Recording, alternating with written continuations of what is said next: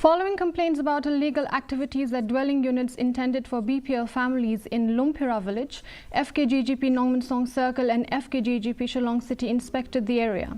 The inspection revealed that the units, unoccupied for 15 to 16 years, have become havens for criminals.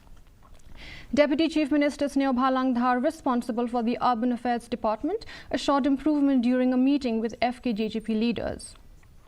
General Secretary Alan Kharkongor warned that if no action is taken to rectify the situation, the Federation will consider stronger measures, including shutting down the units.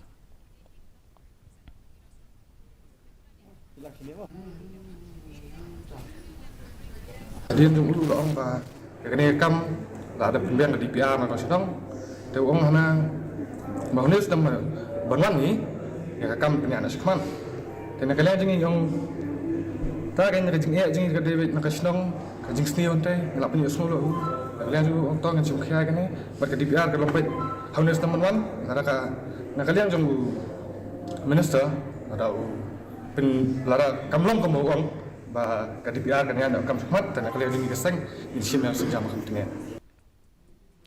The village